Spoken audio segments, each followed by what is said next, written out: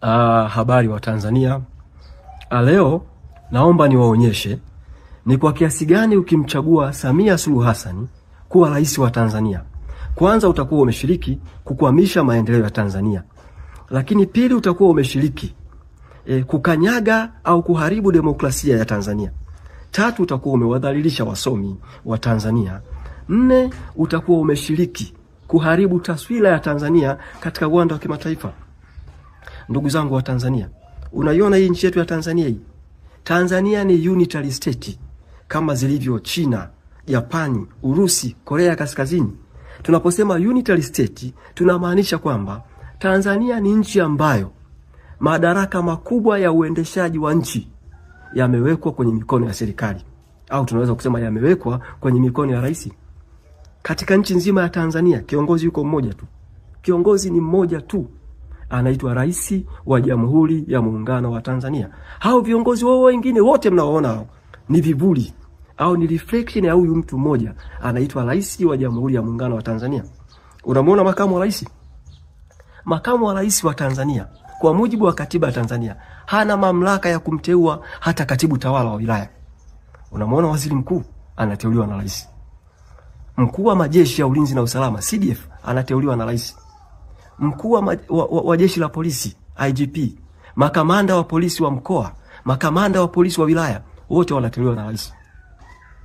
Unaona hawa wafanyakazi wa serikali hawa wote bosi wao au wameajiriwa na rais, na rais ana mamlaka au ana madaraka au ana uwezo wa kumfukuza kazi mfanyakazi yeyote wa serikali. Sasa mtu anaweza kujiuliza kivipi?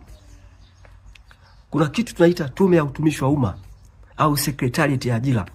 Sasa mwenyekiti wa tume ya utumishi wa umma na wale wajumbe wote wa secretariat ya ajira wameteuliwa na rais na wanafanya kazi kwa niaba na kwa ajili ya rais. Unaona hao wakuu wa vyuo vya umma, wakuu wa vyuo vikuu vyote Tanzania, Chuo Kikuu cha Dar es Salaam, Ardhi University, UDOM, Mzumbe, yani rais anateua kuanzia tunasema kansela anateuliwa na rais. DVC, vice chancellor anateuliwa na rais. DVC PFA, DVCAA wote wanateuliwa na rais. Katika ngazi ya chuo kikuu cha umma, rais anateua mpaka wakuu wa idara. Sasa unaona hawa mawaziri, naibu waziri, makatibu wakuu wa wizara, wote wanateuliwa na rais. Wakuu wa mikoa, wakuu wa wilaya, makatibu tawala, wakurugenzi wa halmashauri, wote wanateuliwa na rais. Wakuu wa mashirika ya umma, wakala na mamlaka zote za serikali, iwe ni TRA, NFRA, iwe ni TBA, iwe ni shirika la nyumba, kuanzia mwenyekiti wa bodi, wakurugenzi wa mashirika, wote wanateuliwa na rais. Mwenyekiti wa tume ya taifa ya uchaguzi, mkurugenzi mkuu wa tume ya taifa ya uchaguzi, wote wanateuliwa na rais. Kwa hiyo unaweza kupata picha. Kwa kifupi, katika nchi viongozi wote wa serikali wanateuliwa na rais. Unaliona bunge la Tanzania lile? Yani kwa kifupi, kwa Tanzania hapa wabunge hawana utofauti na mbwa anayebweka sana lakini hana meno. Yani wabunge hawana utofauti na mtu ambaye ana hasira sana lakini hana nguvu. Wabunge hao unaona wanapiga kelele.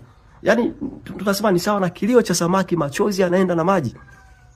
Unaliona bunge la Tanzania hili? Bunge la Tanzania rais ndio anaamua nani awe speaker, nani awe naibu speaker, nani awe katibu wa bunge. Rais ndio anaamua. Sasa kwa muktadha huo unaweza kupata picha kwamba katika nchi kama Tanzania au katika nchi yote ambayo ni unitary state, mkifanikiwa kuchagua rais bora, mmeyapata maendeleo. Na mkichagua rais mbovu, kwa kifupi imekula kwetu. Ndugu wa Tanzania, unaiona Tanzania hii? Ukiona kuna vitendo vingi vya ufisadi, wewe jua kwamba fisadi namba moja ni rais. Ukiona kuna matendo ya utekaji, unyanyasaji wa raia, wewe jua kwamba mnyanyasaji wa kwanza wa raia ni rais. Kwa sababu rais ndio tunasema ndio chain, yani tunapozungumzia flow of power, yeye ndio kiongozi mkuu wa nchi. Sasa mimi niseme kwamba kwa nini nasema Samia amekanyaga demokrasia? Nisikilize nikwambie, unamwona Samia Suluhu Hassan? Samia Suluhu Hassan hajateuliwa wala hajawahi kupendekezwa na Chama cha Mapinduzi kugombea urais. Samia Suluhu Hassan ametumia madaraka yake, kwanza kama rais, pili kama mwenyekiti wa Chama cha Mapinduzi, pili kama mwenyekiti wa kamati kuu ya Chama cha Mapinduzi. Kwa hiyo ametumia madaraka yake, amejipendekeza yeye na ameshinikiza, tunasema kikao cha mkutano mkuu. Amekishinikiza yeye, kwa kifupi amejiidhinisha yeye.